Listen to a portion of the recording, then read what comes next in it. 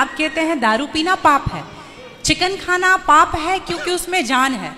दारू में ऐसी कौन सी चीज मिली होती है कि उसको पीने से पाप हो जाता? अगर आप पी के कुछ गलत कर रहे हैं तो फिर गलत है लॉजिकली, तो फिर पाप क्यों? और अगर दारू में नशा चुकी होता है, अगर वो पाप है तो फिर तो पुड़िया खाना, सिगरेट पीना, सारी चीजें पाप में आ जाएंगी। पाप अलग विषय है, अभी मैं समझा देता हूं आपको। जब हमारा देश गुलाम था जी, तो एक अंग्रेज ने एक पंडित जी की कनपटी पे बंदूक रखी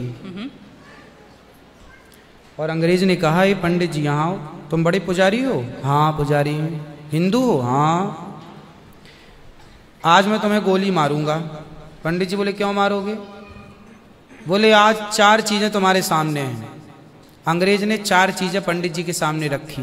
पहले, पराई स्त्री लाके रख दी, तुझे आज इसके संग रहना है। दूसरा, मांस रख दिया, आज तुझे मांस खाना है। और तीसरा, ढेर सारा सोना रख दिया। इतना सोना तो रोज भीख मांगता है ना, ले जा सोना। और चौथी, दारू रख दी, शराब। इन 4 में एक चीज तुझे लेनी पड़ेगी, नहीं लेगा तो गोली मारूंगा। बोल क्या लेता है? पंडित जी बोले, पराई औरत तो मैं नहीं देख सकता, मार दो गोली मुझे, पर मैं पराई स्त्री के, मेरी माँ बहन, मेरे संस्कार ऐसे हैं कि ये मेरी माँ बहन और बेटी है, ये मैं मर जाऊंगा पर चरित्र में दाग नहीं लगने दूंगा, तो ये स्त्री तो मैं नहीं ले सकता। अब मांस भी मेरे धर्म के खिलाफ है, आप गोली मार दो, मैं ब्राह्मण हूं, मैं मर जाऊंगा पर ये धर्म नहीं छोड़ूंगा। और रहा ये सोना भी नहीं लूंगा, क्योंकि मैं भीख इसलिए बेईमानी करता तो भीख क्यों मांगता? मैं ईमानदारी से भीख मांग के खा सकता हूं, बेईमानी का करोड़ों नहीं ले सकता, इसलिए सोना भी नहीं लूंगा। हाँ, पंडित जी को लगा ये तो पानी है, दारू शराब। उनको दारू पानी लगा, ये तो पानी है। पंडित जी को बेचारों को पता नहीं था कि दारू का क्या मजा है।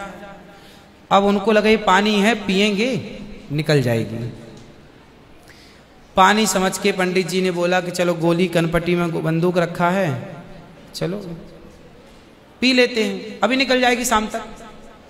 पंडित जी ने दारू पी, और जब दारू पी ली तो दारू जब पी तो नशा चढ़ा। और जब नशा शराब का जब नशा चढ़ता है तो इंसान नहीं रह जाता। जैसे स्त्रियों को, जिसको ऑपरेशन होता है ना जी, तो रीढ़ की हड्डी में डॉक्टर एक इंजेक्शन लगाते हैं स्पाइनल में, जिससे शून्य हो जाती है। वो अंग क्या हो जाता है? कोई भी ऑपरेशन में डॉक्टर आपको शून्य कर देता है। उसी तरह शराब आपके मस्तिष्क को, आपके सोचने विचारने की क्षमता को शून्य कर देती है, माइंड को शून्य कर देती है।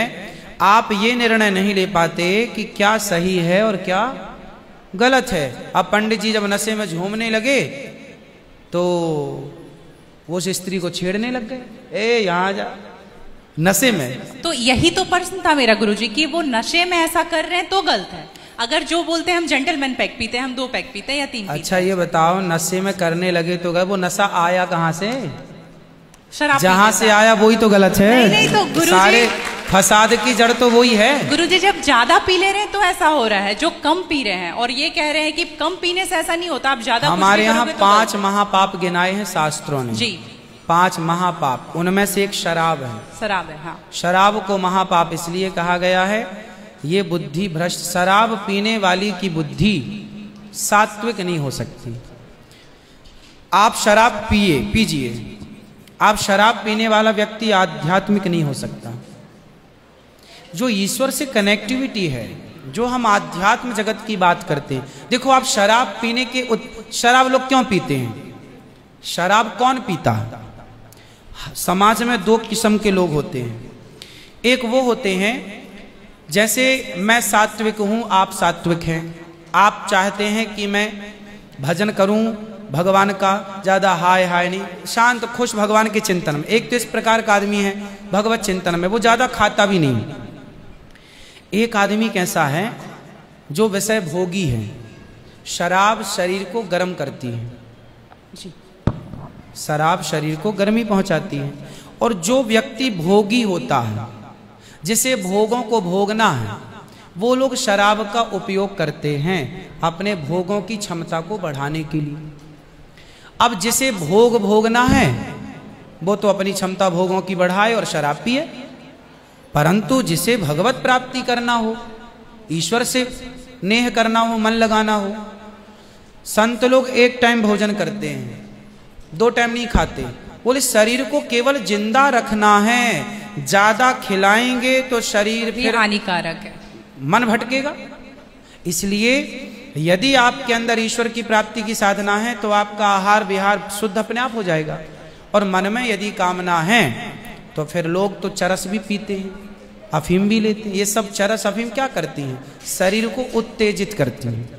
ये सब शरीर को उत्तेजित करने वाले पदार्थ हैं। तो बाकी जितने भी नशा वाली चीज हैं, हाँ, गुटखा, खैनी, दारू जो भी हैं, ये सारे फिर उतने ही इक्विवेलेंटली सब नुकसानदायक है। खैनी से कैंसर होता है, सिगरेट से लंग्स खराब होते हैं। गुल से क्या होता है गुरुजी? किससे? गुल जो करते हैं, गुल क्या होता वो है? पाउडर एक होता है ना? नहीं, वो मैं जानता नहीं। चरस अफीम क्या कहते हैं? क्या है बट? ड्रग्स? नहीं, वो ड्रग्स नहीं होता, डब्बे में आता है गुल। नहीं, वो गांव के लोग को मैंने देखा करते हुए। हाँ, तंबाकू चूना? नहीं, वो मैं उसके बारे में पहली बार सुन रहा हूँ, अब रिसर्च करना पड़ेगा वो चीज क्या है। मतलब कुछ भी नशीला पदार्थ देखो गलत है, सब गलत है, सब गलत। शराब कौन सी सही है? सिगरेट कोई पिए तो कौन सा समझदार है? आप खैनी खाएं, गुटखा खाएं, अब कौन सही? इसे कौन कहे? मूर्ख ही सही कहेगा, खाने वाला ही सही कह सकता है। तो मतलब सब इक्वली उतने ही पाप है। पाप पुण्य अलग विषय हो गया। नहीं गुरुजी, आप कहते हैं कि शराब को पाप माना गया है, ये सारी चीज पाप के अंतर्गत है। अब सेहत खराब हो ही जाएगी। शराब के नशे को पाप माना गया है, बाकी चीजें गलत हैं। ठीक है। महापाप में शराब को लिया गया है, बाकी चीजों को गलत। सही कैसे हो सकती है? खैनी और सिगरेट और बाकी चीजें। महापाप में शराब को गिना। देखो, एक होता है महापाप, एक होता है पाप जी। महापाप 5 प्रकार के हैं, पाप अनेक प्रकार के हैं। तो पाप है, गलत है, ये सब चीजें गलत हैं। शराब महापाप है। आगे ठीक है गुरुजी, मेरा लास्ट प्रश्न आपके माध्यम से ये बुलवाना है। बहुत सारे लोग खच्चर पर जाते हैं केदारनाथ, और वैष्णो देवी भी जाते हैं खच्चर पे। अगर आप देख रहे हैं तो अभी रिसेंट का वीडियोस देखे होंगे, तो उनको चरस पिला करके लेकर के लोग जा रहे हैं। किसको? खच्चर को जी।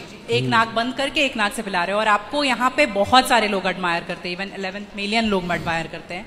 अगर आप ये बोल देंगे कि आप धाम जाते हो तो जाओ, लेकिन पैदल जाओ, इनका प्रयोग मत करो, तो मेरे लिए बहुत अच्छा होगा, क्योंकि हम बहुत ज्यादा ही एनिमल लवर हैं। तो ये देख करके लगा था मुझे कि कभी आऊंगी यहाँ तो आपके माध्यम से। इसलिए पहले के लोग जब तीर्थ यात्रा पर वहाँ केदारनाथ, बद्रीनाथ जाते थे तो इस उद्देश्य से जाते थे कि अब वापस नहीं आना।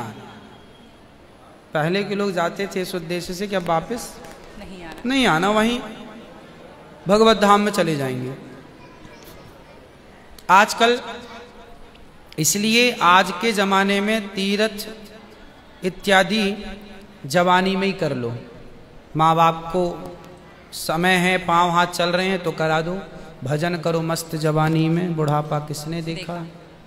तो समय से सब कर लो, बुढ़ापे में फिर तो खच्चर ही बचेगा। तो बुढ़ापा जो देखो, बूढ़े लोग हैं जो नहीं चल पा रहे हैं, पर आस्था है दर्शन की, तो वो अपने हिसाब से जाते हैं। नहीं तो गुरुजी हेलीकॉप्टर भी तो है ना? हाँ, हेलीकॉप्टर का बजट सबका नहीं होता, हेलीकॉप्टर से सब नहीं जा सकते ना, उसकी टिकट ही महंगी है, 25-50 हज़ार रुपये लगता है, लाख रुपए भी लगता होगा, भगवान जाने, मुझे नहीं पता कितना लगता है। अब सामान्य आदमी कहाँ वो 50 हज़ार की टिकट कटाएगा, वो तो 1000-2000 दे के जाना चाहेगा। तो सबके अपने अपने बजट हैं, पर ये कोशिश करो कि हम अपने पाँव पर चलें, हम किसी पर बोझ ना बने। ये सही है कि हम किसी जीव को परेशान ना करें। यदि वो गधा बधा जो भी है खच्चर, वो यदि स्वस्थ है, क्योंकि हमारे यहाँ राजाओं के जमाने में घोड़ों पर ही सवारियां होती थी, रथ घोड़ों के द्वारा ही चलाए जाते थे, तो उन घोड़ों का ध्यान भी रखा जाता था। पंच परमेश्वर कहानी है, जुम्मन से खलगू चौधरी, उसमें एक इक्का गाड़ी की भी कहानी है। है ना। तो उसमें बैल के द्वारा इक्का गाड़ी चलाई गई, उसका जिक्र है। तो हमारे यहाँ पहले ना जैसे किसान खेत में जुताई करते थे, जुताई तो बैलों से होती थी। तो बैलों को ना दिन भर जुताई में रखते थे और रात भर उनको चराते थे। रात भर वो अच्छा घास खाएं, दिन भर उनको जब भी गर्मी पड़े 2 घंटे का रेस्ट, 2 घंटे छोड़ दें, वो चर लें, वो पानी पी लें, मतलब उनका प्रॉपर ख्याल रखा जाता था। आज कुछ लोग क्या है, पैसे कमाने के लिए उनका ख्याल तो रखते नहीं है, और वो पैसे लेने के चक्कर में ना उसको भरपेट खिलाते हैं, ना उसका पानी का ध्यान, ना खाने का ध्यान, तो वो कमजोर हो जाता है, मर जाता है कई बार। वही प्रॉब्लम है गुरुजी, वो 5-5 बार चढ़ाते हैं और आने के टाइम पे पूरा पाँव टूट जैसा जाता है और फिर उसका ध्यान नहीं रखते। उसकी खिलाई पिलाई हो और एक समय होता है, यदि जवान है तो उसको उपयोग में लिया जाए, बूढ़ा है तो उसको रिटायर कर दिया जाए। अब बूढ़े गधे के ऊपर भी लोगों को बिठा कर ले जाएंगे तो एक हर व्यक्ति जानवर हो या इंसान हो, हर चीज की क्षमता होती है। जवानी सबके साथ होती है और बुढ़ापा भी सबके साथ होता है।